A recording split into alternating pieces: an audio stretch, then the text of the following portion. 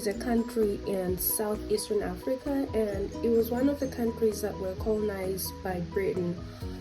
In July of 1964, Malawi gained its independence, and they started to do things as an independent country. Even though Malawi has been independent for over 50 years now, there are still some aspects of colonization that can be seen in so many areas in the country, and one of those areas is education sector. The one thing that I've noticed that shows that Malawi was once a British colony is the way the curriculum is constructed.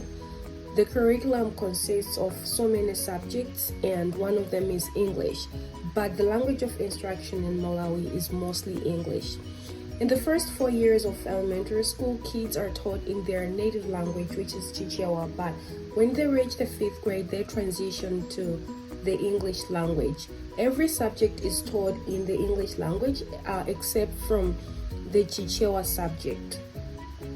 This is a problem in Malawi because not all kids come from families who speak English, especially kids who live in the rural areas.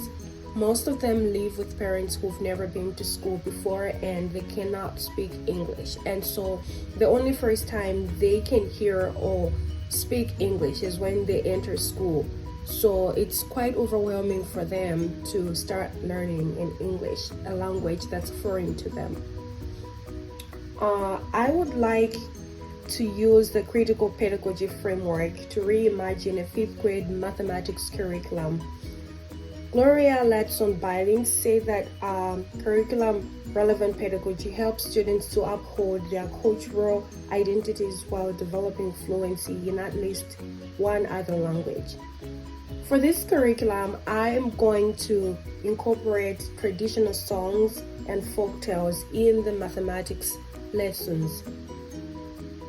Why did I choose mathematics? Many students already find mathematics as a challenging subject, and the fact that mathematics is taught in a language that they do not understand makes it even more challenging to them. They first have to understand a language that's foreign before they can understand the concepts that are taught in mathematics, which are usually challenging. And so I have decided to include folktales and songs so that I can make it easier for them to understand and I can make it relatable to what they do in their everyday life. Why have I chosen to use songs and folktales to teach mathematics? When they were creating the curriculum in Malawi, there are some things that were overlooked, and one of them was the rural kids. The curriculum suits well kids that were raised in the cities and were raised with parents that can speak multiple languages, including English. But those in the rural areas only speak their native language. And having a curriculum that has only English as a language of instruction is not good for them. And as a result, there is a high school dropout and low performance on the kids in the rural areas. For you to appreciate how the life of a kid in a rural area is, I'm going to show a short video of a boy who is in elementary school in Malawi, just for you to see how it is to be a student in such an environment. So here's a video of a little boy from Malawi in the rural areas. Ndikazuka mamawa nimatuka nyumba, ndikatuka nyumba, ndimasesa pabwalo, ndikasesa pabwalo, ndikatenga mauzu kupasira mbira.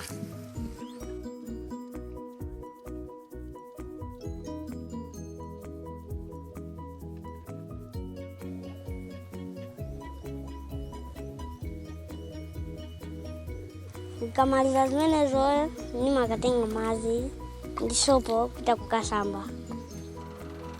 Nikamaliza pamenepo, nimapita nyumba, kakonzeka pita kusukulu.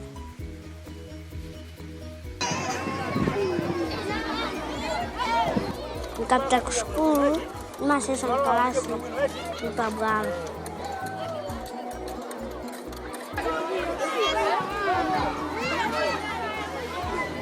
Ndikamaliza nimalowa nkalasi, tikamalowa nkalasi timayamba kuphunzira, panova kuphunzira soshi.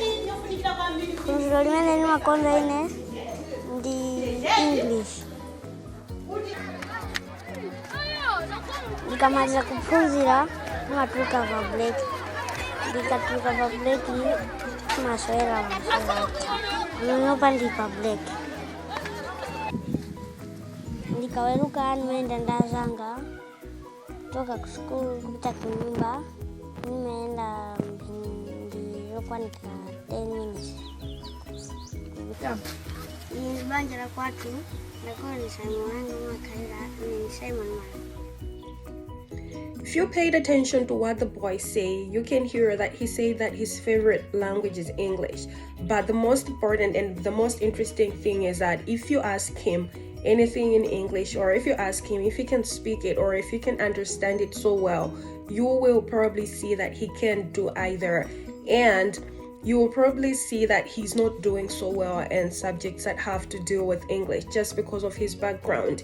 English is a language that he only hears when he's in school, and he needs to have intensive English language lessons for him to be able to understand the other subjects that are taught in English. But unfortunately, there is only the English language subject, which is taught by teachers who have not been taught to teach English as a second language, and so they are unable to do it effectively. And most of the times, kids who aren't able to learn English from their homes do not learn it so well in schools, and as a result, they drop out or they just fail.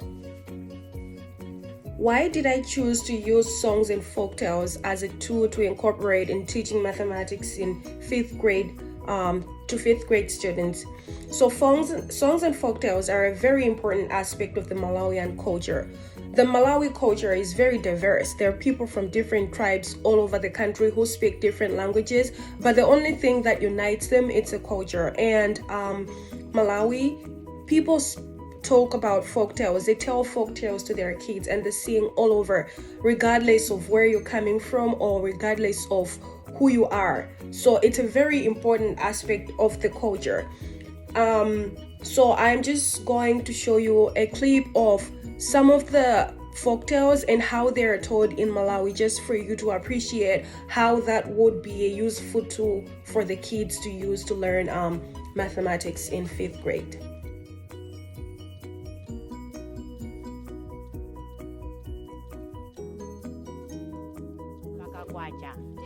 Ndi anthu kungopita njambo chokuti khwachalapa mulendo upita njiramu mulendo upita njira tete mulendo upita njiramu mulendo upita njira tete mukapita kwa mai tete mukauze amayi tete anaja alipo tete alitengo mulangwe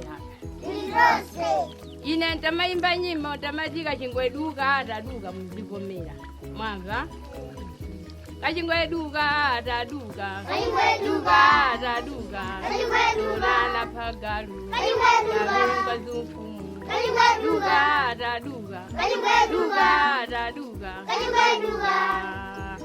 anaoloka mpaka na kutsija kamtado kutiko itana kalulutie ona tambo kululuma ona tambo kalulutie ona tambo kululuma ona tambo adikukoma ona tambo kululuma ona tambo adikukoma ona tambo kululuma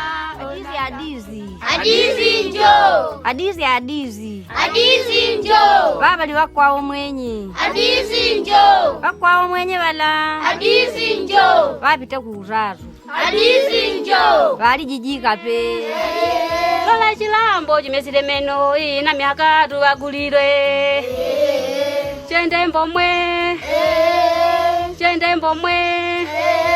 lola chilambo chimesile meno ina miaka tuwagulire Amai mnalibe jomo Aye mnalibe jomo mama aye mnalibe jomo aye mnalibe jomo Sibasi ina Banango kala Banani mkulu ina wake Ya kumakala Niwanyakali kumunda ngotwani Sonjola pepeni Niwanyakali kumunda ngotwani Sonjola pepeni Niwanyakali kumunda ngotwani Ni wenye Niwanyakali kumunda ngotwani Ni wenye Niwanyakali kumunda ngotwani Mbala meyo irutiphunzitsa kuti ni mulungu wakumwamba amene anatenga nawo yankhulani mbatata zakuchelela pamene wewo wensaza we tinti malango wewo wensaza we tinti malango Ona jama ngono ngono wene Naliyale Ona iya malu kulu kwimbi Oa e Namajaima wene Namajaima. As you can see, folktales in Malawi are usually interactive and they include songs in them. This would be the best way to teach mathematics because the kids will be following it as it will be interactive, and grasping the concepts is easier that way. Teaching mathematics and songs that they know will also increase the level of concentration in the students. Watch the short video of the 5th grade students singing in class just to get how singing is in a typical classroom setting.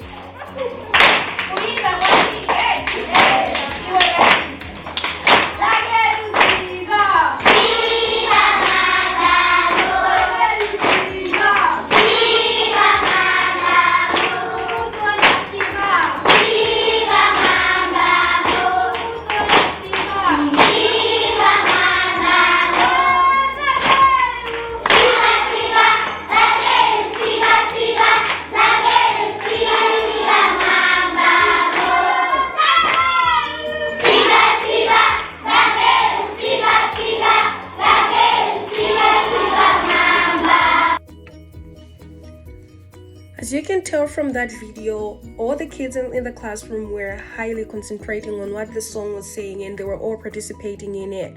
That's why I have decided to use songs when teaching mathematics.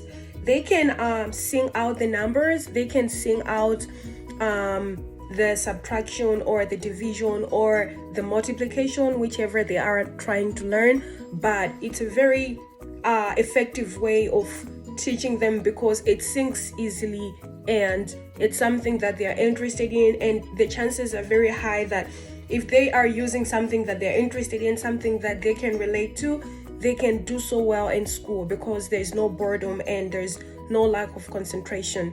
And so in the next section I'm going to walk you through how a typical mathematics lesson would be like, a lesson that incorporates a folktale in it. So in this lesson 1, we're going to teach the students how to subtract, and this lesson is supposed to take us about 50 minutes. The subtopic of the lesson is to teach subtraction using word problems. Let's pay attention that the kids have not yet learned how to do word problems in English, and they have not yet started doing word problems. From their previous classes, they were learning the basic mathematics, but they were doing them in Chichewa, and now they're just transitioning to English.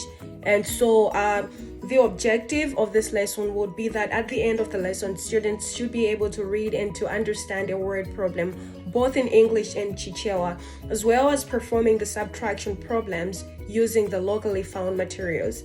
And so for the teaching and learning materials, we're going to use notebooks, we're going to use pencils, we're going to use pens, and a chalkboard and chalk. So the first thing to do is to teach the students to let them understand what subtraction is, or to remind them what it is, just that you are reintroducing the term to them in English and you are translating it to Chichewa so that they understand it. And so after introducing the term to them, the teacher is going to give them a problem, a word problem that they're supposed to work through. So we're going to name it question 1. So question 1 would be, what would you get if you subtract 18 from 20? So let's bear in mind that these terms are, like everything in this problem, is new to them. The only thing that they probably know are the numbers 18 and 20. So we are going to tell them that we are dealing with subtraction, which means taking away from something. So like deducting or taking away, but that's going to be explained to them in their language. And so for them to clearly get it, we're going to introduce a folktale to them. The folktale would typically be taught to them in Chichewa, but for this class, I'm going to say it in English. So the folktale that would be used for this would be the folktale of the rabbit and his people. So these stories about rabbits are taught throughout the Malawi culture. Like if you're listening to folktales that are in Malawi, most of them are talking about animals, and the rabbit is one of the favorite animals that you can find in typical folktales. And so in this folktale, we are talking about a rabbit named Hare, who was named the king among the other rabbits. And they're trying to protect their land, which is about to be encroached by lions. And so lions are bigger than them, but they're trying to protect themselves. And so this rabbit called Hare calls all the hares in the place and tells them that we are supposed to build a fence to protect us from the lions, and it has to be very high, and so it needs a lot of people. And so in this context, we're going to say all together in that area there were 20 rabbits, and so they started rebuilding the fence so that when the lions come, they can't get in and they can't get the land from them. And the rabbit called Hare, even though he was a king, he was selfish, but he didn't listen to other people, and he was easily annoyed. And so once a person annoys him, he would chase them and he would let them go and not have them do the job again. So he kept finding reasons to kick people out, and in the end it was just him and his wife remaining to build the fence. And so we're going to start counting the number of people that he started teaching, because we're going to be saying it step by step. The first person who annoyed him will say, the rabbit said that rabbit was too slow for his liking, and so he kicked him out.